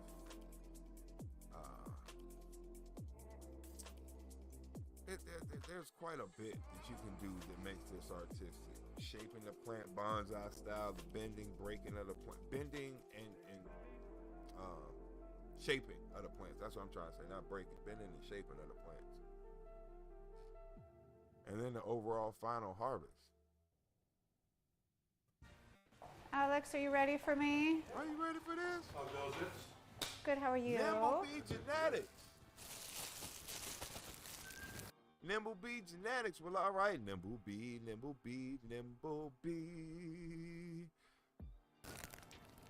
Nimble Bee Genetics. All right, how you doing out there?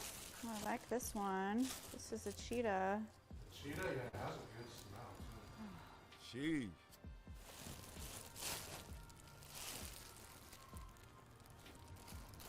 No, I don't like this one. No, fan of that one.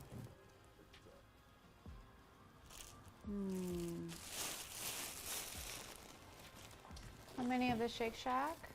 Yeah, that one we have close to 1,000. What's the price? $325. Here, let me get some samples. What's he doing? Of course, of course. For Noel, it's less about names and more about the quality of harvest. Growing conditions in soil, humidity, and season impact quality. These days, the few farms left are focused on pushing volume to survive, and even the harvest quality of one strain can vary wildly across farms. Some growers will even proactively rebrand old strains with flashier new names just to stand out more to buyers and retailers like Noel. Noel's perspective is that without this hands-on QA and direct cultivation experience, corporations like MedMen, who tried to make money by just opening as many dispensaries as possible, will always lose. If you don't know what you're looking at, you'll get fooled by distributors or growers who are just looking to squeeze newbies with subpar batches, falsely labeled strains, and overpriced products. Cultivators are in this difficult situation where they have to choose between what yields the most and what will sell. Sativas take 12 to 14 weeks to grow, plus cure time. OG can be difficult to grow and it doesn't yield as much. So yeah. Obviously, yeah, there's a lot of that. That also hurts with variety, because I noticed it took a few years before the dispensary started to have like pure sativa, well, allegedly pure sativa in the dispensary, but mostly everything else was like an indica or some sort of indica-leaning hybrid. The best we could get is 50-50, but like the first couple months of medical, it was really more so a lot of like 1-to-1 or 2-to-2 CBD strains. Of course they're growing hybrids, of course they're growing gelatos. Cannabis has such a varied nuance to the effects, and back in the day I could look at a pound, I could smell it, and just having my experience and knowing what strains look a certain way, smell a certain way. She talking about looking out in a trunk, going to somebody's house and being able to look and smell at it, going to someone's bedroom and buying it. Now she don't get a chance to do that. Sean TV. Oh, Zizzo kick. Oh yeah, everybody up in here. Thank you. I knew what it is. Now with so many hybrids, I don't want to take that chance. What is this? Oh, birthday cake. Obviously we have everything lab tested, but I have my indica tester, my hybrid, my sativa tester, just to... Okay, so see, that's another portion that I'm talking about. She's paying for all these testers as well. That seems to be like a whole lot of crap she's going through just to be regular, just to have something on the market. She's got a lot of overhead costs. This is crazy. Zenzo kick, okay. Vihipi. Yeah, okay, so I hope y'all saw the two emotes I was talking about on Kick. I don't have that feature on Twitch yet, but Kick I do. Got two more, so it's like 15, 17, something like that, free emotes on Kick. Plus no ads, no commercials ever. Make sure that the actual effect is what I want people to feel. You have Kicks indicas that give you the couch lock, make coins. you want to go to sleep instantly. But you also have indicas that make you giggly, but also relax. It's a fine line. Even sativas, you have energetic social sativas, and then you have some that will make you a little anxious. I go the extra mile because it's my name on it. How do you feel? I forget, it was a...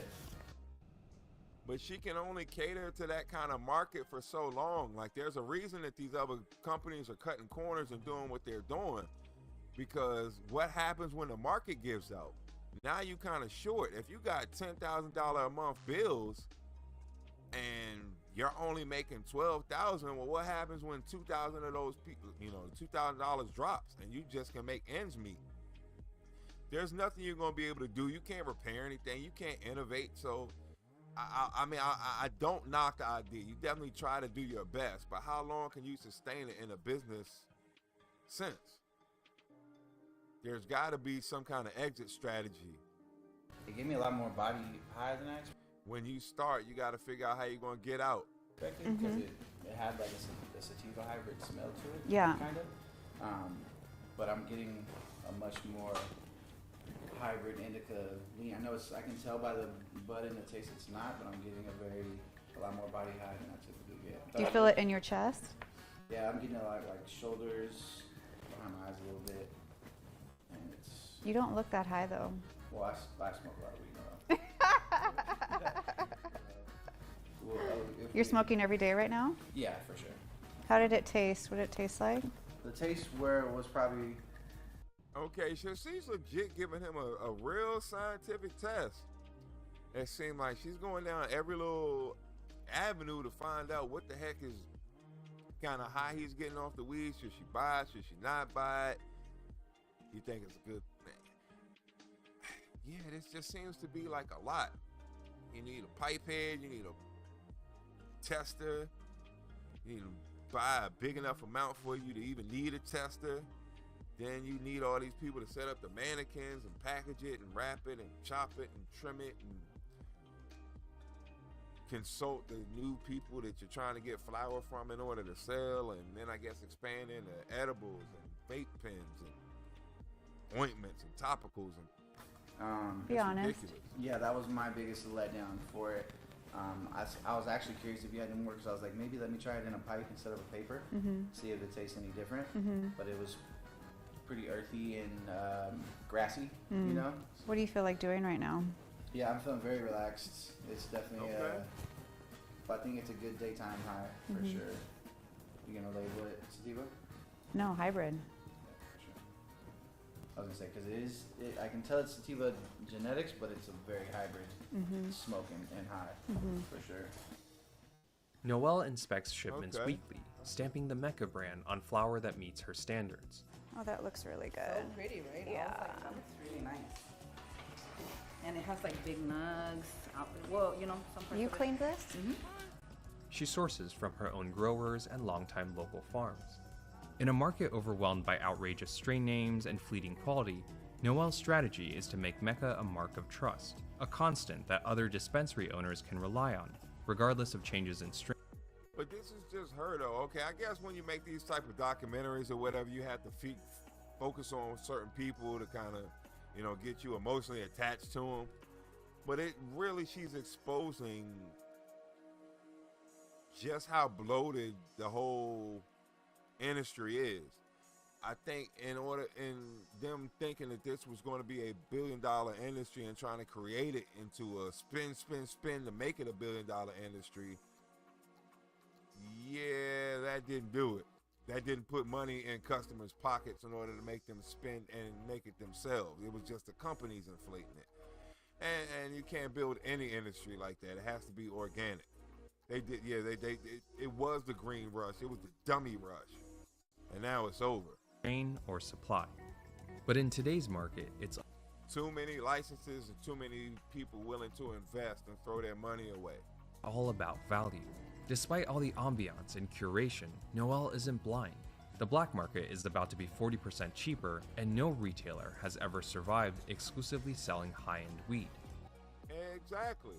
And since she can't get weed any cheaper from the growers and wholesalers, she's opted to grow it herself. The Mecca brand is designed to compete on quality for price, rather than quality absolute. The average retail price of an eighth is 20% cheaper than that of the big-name brands, and it's a bargain that few, if any, can match in this new race to the bottom. The brand has really saved us. The Mecca brand is about 40% of our... Okay. Enough with the Mecca brand. Okay, let's check out this con real quick. During the green rush. Today it's tight. It's a very dysfunctional industry. Okay. You're seeing cultivators turn their licenses back in. 4 years ago it was $3,500 a pound, you know, for good quality weed. Today it's $500 a pound. Whoa. It costs them more to grow than it's worth. Growers have certainly been hit the hardest. Over 7,500. What's that? I was going to say, is that like a 700% drop? 75% drop? Okay. 100 have gone out of business in the past 5 years, leaving just 4,000 licensed cultivators in the state. In percentages, that means that over 6 out of every 10 growers have gone out of business. What happens upstream flows downstream. 1 out of every 2 distributors and nearly 4 out of every 10 dispensaries have shut down. Yeah, Yeah, I've seen that. The dispensary by my friend's house in, I guess, Lower Maryland, Southern Maryland. The dispensary not too far from his house has changed names at least 3 or 4 times. I think it was Curaleaf at like the second or third interval. Now it's not even Curaleaf anymore. It's like something like Zen, I believe is the name of it. Could be something else again. From listening to this report, these numbers only capture the companies that tried to play by the rules. And it's plausible that some of these exits are not true insolvencies, but a return back to doing business in the black market. In the green rush days, people would come in and they would spend $70, $80 for an eighth. Oh, wow. Today they come in and they have 2 questions. What do you have with the highest THC? Okay. What do you have with the highest THC and the cheapest price? So it's dumbed all the way down. Exactly. You have to be able to pivot. A retail license used to be $4 to $5 million. Today, you can pick up a retail license for $250,000. No big deal, Dirt King, cheap. man, no Why? problem. These guys want to get out Hope of you're the having business. a great day. It's not fun anymore, and it's not lucrative. And frankly, it's overregulated. Yeah, Kingsman. Yeah, no problem. Hope you're having a great day. Hope you are having a great day. By people who don't know what the hell they're regulating, and that causes a bigger problem. It's kind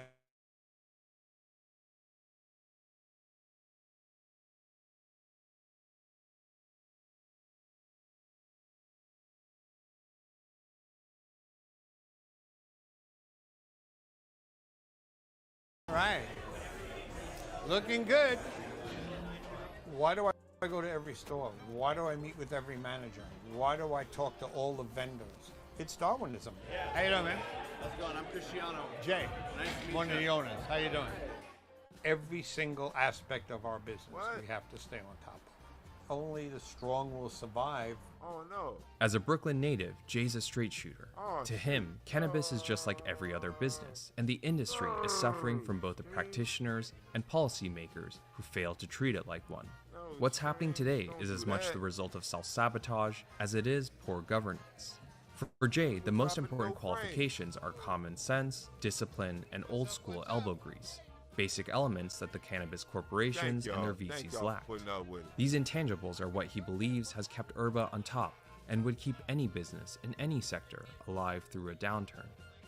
I have never been in an industry in my life where people give stuff away. There's no money in that. Exactly. You can't make money doing that. And they do it all year. Buy 2, get 1. Buy 2, get 2. The industry is crashing itself. But the vendors are looking to try and get more sales, and the customers getting used to paying nothing. Think about it. If I do a BOGO, buy 1, get 1, and my markup. Yes, no, I actually do. I went to a dispensary and it was Customer Appreciation Day. They had 1 of 4 different strains you can pick from. Now, I got there an hour after they opened their doors, and there was only 2 strains left to pick from. So that should let you know they anticipated this, and they was already halfway out. It's 2X. I made nothing. Why would I keep my doors and lights if I can't make any money? I can't service anybody. Vendors don't get the revenue. But the vendors cause this. You know, they encourage BOGOs. They encourage people to give stuff away. Bunsep, thank you, thank you, thank you, thank you, Bunsep. Thank you, Bunsep. Oh, yeah. Nolan Enho. Okay. Twitch is showing up. Because they give stuff away. I appreciate it. Makes no sense. I appreciate never it. went to Mastro's and said, you know, oh, do you have that porterhouse steak? Buy 1, get 1 free? Yeah, I don't think so. Not going to happen. I think over the next 6, 9, maybe 12 months, a lot of the pretenders are going to be gone. You see it with a lot of the brands that are no longer here. Big companies like Herbal, one of the biggest distributors in the state, folded and stuck everybody for money. And it's really no different than the problem in the restaurant industry, where you take in $1 and you think you have $1 to spend. You don't realize you only have a dime because everything else has to pay for everything else. If you want to be successful in any retail business, It's like baseball. There's 4 bases in baseball. If you hit a triple and you fan 3 more times, you didn't score. Product, service, atmosphere, value. You got to have all 4. If you don't. Product, service, atmosphere, value. Product, service, atmosphere, value. Product, service, atmosphere, value. I agree. I totally agree. And he doesn't see it. Have all 4, you become a trivia question. What was the name of that shop over there I used to get my weed from? I don't want to be a trivia question because I don't have hedge fund money. This is our money.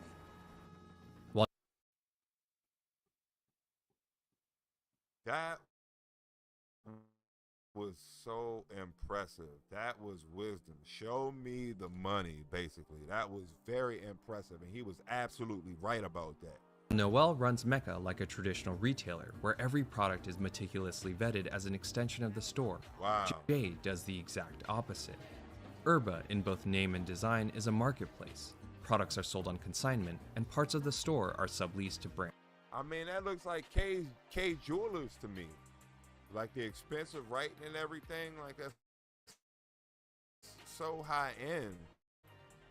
I think Jungle Boys is a little too low because it makes me think of like a younger crowd which doesn't have as much money as an older crowd, but you don't want to make it so older crowd and high end and 50-year-old, 40-year-old customer who's going to be able to afford this, that you're missing everything in between. Yeah, you flew too far close to the sun, Icarus. Themselves. Herba isn't curating, it's aggregating. Customers are like, yeah, even cookies had to come down.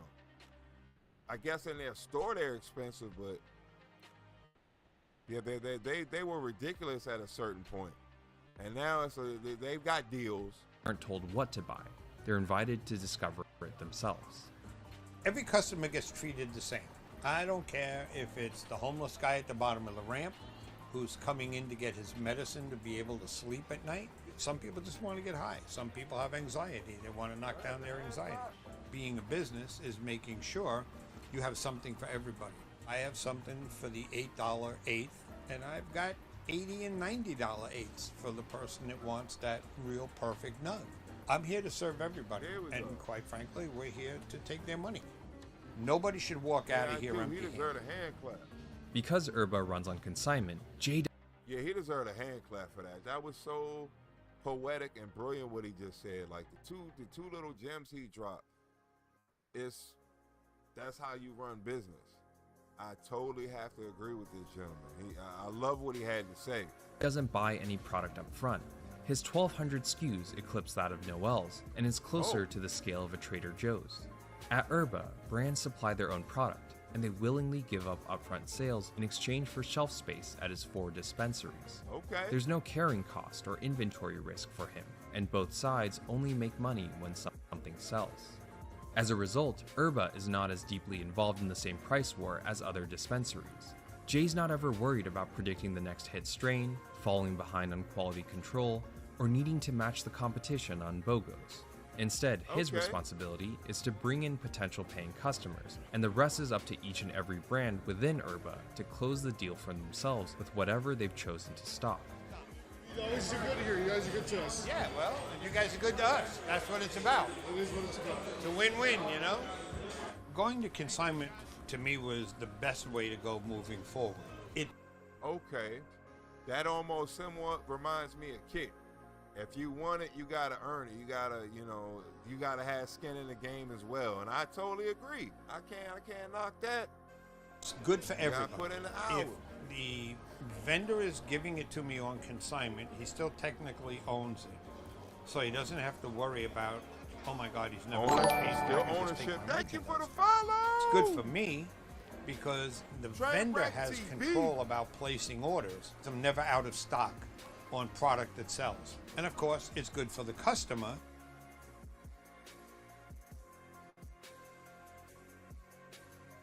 Oh, I thought it was TV. It's not. Brain breath. Okay. Thank you. Thank you for the, thank you. I'm fired up. Hold on. Yeah, I'm fired up. Got it.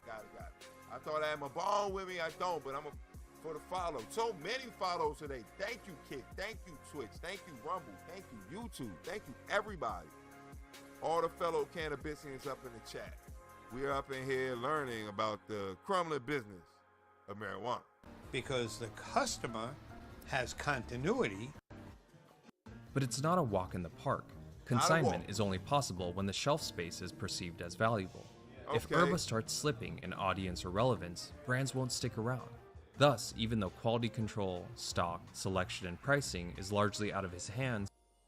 Now, Dagger Gardens, the Future Cannabis Project on YouTube, they have a collection of all their 10 to 12 different grower groups. I believe Romulan's in there, AK Bean Brains.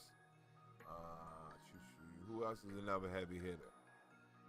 Quite a few different strains, but it's a collective where they all get a portion from selling on that site. Jay is responsible for. So they all have skin in the game, basically. The site makes money when they make a sale, as well as the seed seller makes money when there's the sale. Everything else. He creates the space, supplies the labor, brings in the traffic, grows Herba the brand, and enforces service standards. And it's on him to make sure that it's all going up every day. He makes it a point to interact with every single employee at each of his stores, and he drives through the neighborhoods watching for competition. You have to be out there to the public. So when we open a store, you'll see as we go from Venice to Pico to Culver, they're all within 10 minutes of each other. So it's owning a territory. So the other guys, when they come in, we just don't let them come in. We make it hard for them. That's our job. And we have a great reputation in the neighborhood. We do things right, and we're good for the community.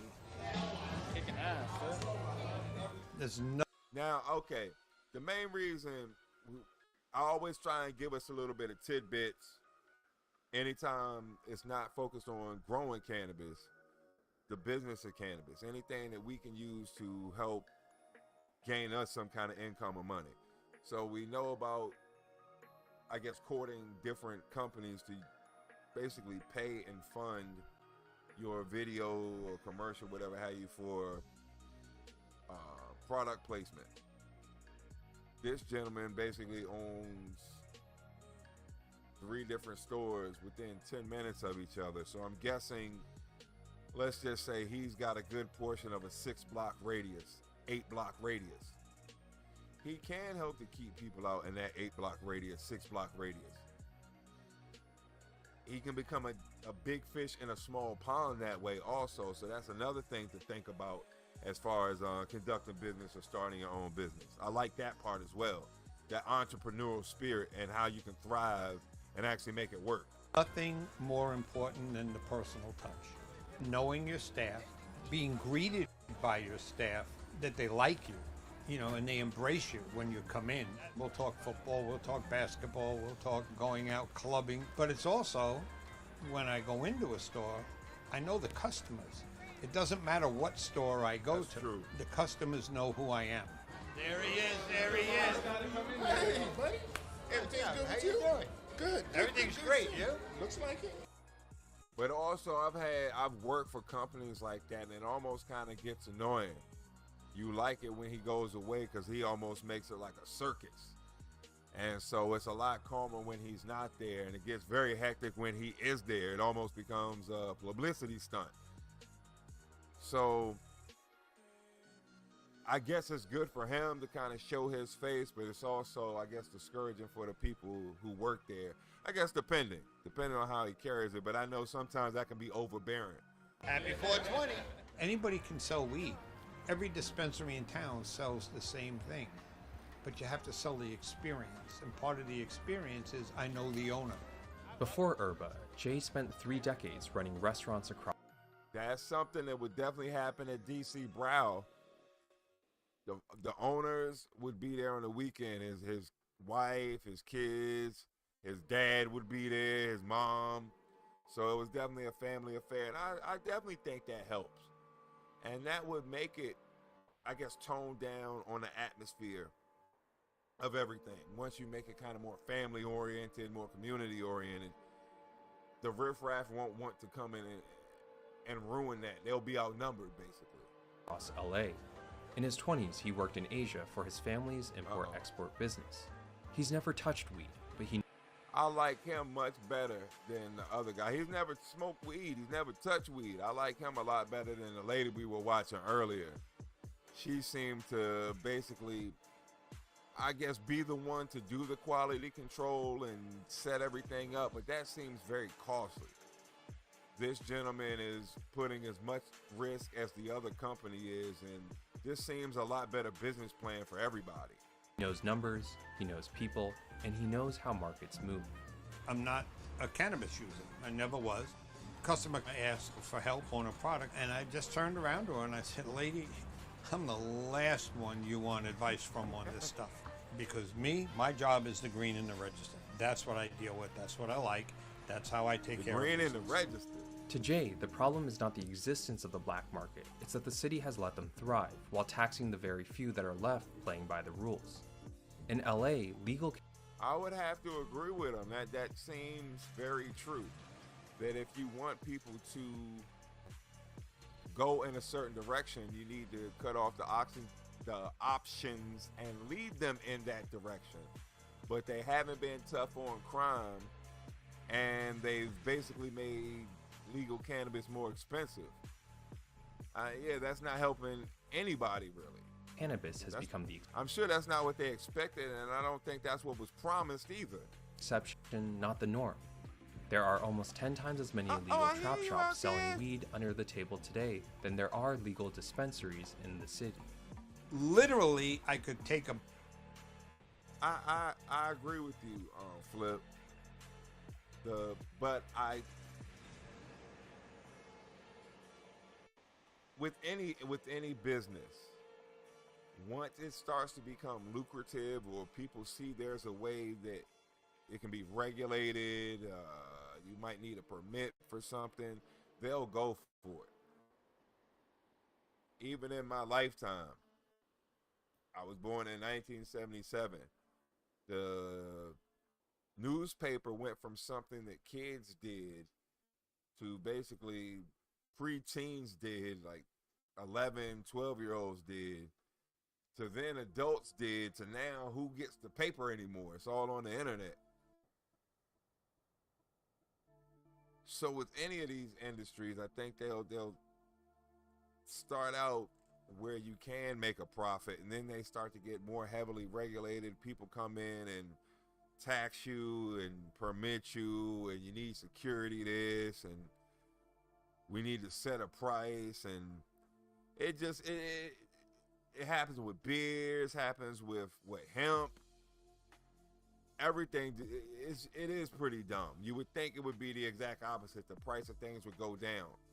But I think the way they're looking at it is if Big Pharma can pay me a certain amount to keep y'all pressed down, you need to at least be able to match that to make me want to let y'all even sell it in the first place. That's my guess, Flip.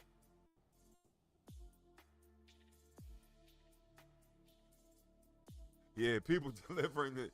Yeah, kids used to do it. Paper, especially back in the day, movies, extra, read all about it. And now there aren't even newspapers anymore. And it used to, like, what else used to be something people could do? Really nothing. You used to be able to sell weed. Now it's kind of tougher because there are dispensaries. You lose a lot of clientele, like your upper echelon clientele.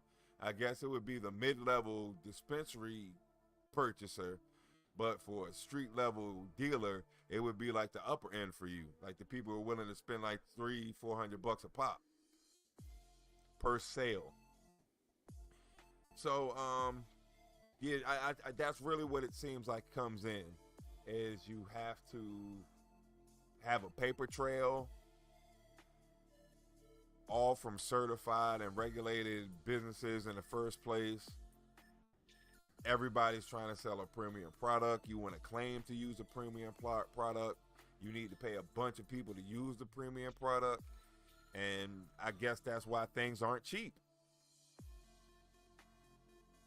It seemed like it could be like a pumpkin patch or something. Like you could go to a farm and pick it yourself. And I don't know, there's got to be some kind of way to work it to where you can make money throughout the year doing something. It could be lucrative for everybody. Bring in state revenue, really help, especially the I guess more southern states, the Gulf states. I think that would really help them. I guess every state, shoot, if it's like $1 billion industry, a multi-billion-dollar industry. Baseball from my corner and hit the trap shop. 2.5 years. I called the captain of the division. I called the area commander for West Bureau. I called everybody I knew. I called my council people. We had video. We showed people going in there at midnight with backpacks of weed. Completely illegal. Could not get anyone to come out to do anything about it. Eventually we did, because if you put up a big enough stink and you finally get to the right person, they'll come out. But it should never take 2.5 years to close down a trap shop. It's not that California or Los Angeles has turned a blind eye towards illegal cannabis. Even though street value has declined, the state has confiscated progressively larger amounts year after year. In 2024, the governor boasted that his office had seized over $500 million. Gavin Newsom? Oh, I'm wrong about that. Of illegal cannabis, with the vast majority of busts occurring in Los Angeles County. But all this enforcement has been concentrated on the supply side. There's no questioning the effectiveness of the American military-industrial police complex when applied to kicking down doors, scoring headline busts, and throwing the nth drug dealer in jail. Yet the war on drugs has demonstrated time and time again that cracking down on supply without ever addressing demand is ineffective. Cut off one head and another will take its place. The reality is that taxation, regulation, and enforcement are not separate. They're all connected as part of the same system. But taxation has become the black market's greatest subsidy. The more aggressive the tax, the more customers are forced underground. Yes. As pessimistic as Jay sounds, he's not given up. He's thrown himself into civil service for the longevity of his business and the greater industry, one council meeting at a time. I currently sit on the West LA Sawtell Neighborhood Council. I'm the co-chair of the budget advocate team. Budget is not sexy. Okay, so he's putting his money where his mouth is too. So he's on a committee to kind of help with regulation of sales. But the fact of the matter is, he's not only a businessman, he's also a client. Okay. It dictates what services you get in your community. He's on the board. So if I want more enforcement on trap shops, I got to have budget. If the police don't have the budget to do it, I'm not going to get enforcement. It's that simple. I have access to all the top people in the city, and I have their ear. This year, we were able to pass AB 1775. Okay, smart. And he never touched this stuff. Which allows consumption allowance. But he knows it helps him in his business. To sell non-cannabis product. I couldn't sell a bottle of water to someone who was dehydrated from smoking because I'm not allowed to sell non-cannabis product. What? This year, the governor actually signed it at our insistence. So now we... Okay, it was Gavin Newsom. I thought so. Okay, so he signed it. You can sell coffee, tea, soda, juice, things like that. Herba grosses $35 million a year across all 4 stores. Store-level operating margins sit at 12%, higher than conventional retailers like Target or Home Depot, but not as high as vertically integrated stores like Mecca. Lower margins are natural with a consignment business. So he's just below that lady then, but I think she appeals to a higher clientele, so that would probably happen. I think he's got a high-end clientele, probably not as high as Mecca, but he also services the common person. And I think he's happy with his lane. He's cornered the market. I don't think he's tripping off of Mecca. Model. You trade away profits and pricing in exchange for better cash flow, minimal inventory risk, and greater product mix. Exactly. In our past episode on sneakers, we covered Legacy, which netted operating margins of 16%. I didn't see sneakers. With its consignment-centric business, which is comparable to Herba's 12%. The reality is that consignment is not entitled, but rather earned by an elite few operators. Wholesale is a standard across industry, as every brand looks to secure volume and revenue up front. Getting so buying 10 pounds at a time and things like that. Many vendors to buy into consignment, especially in an industry as fragmented, low trust, and competitive as cannabis, is a feat that requires both a steady hand and deep reserves of social and political capital, all of which Jay uniquely provides. All right. Let's check on all the stores here. Pico, Venice, and Cole. I can't take the paperwork. But that is the crumbling biz of cannabis. I actually didn't realize it was a half day and I was supposed to go pick up my son, so right in the middle of my stream, I must go.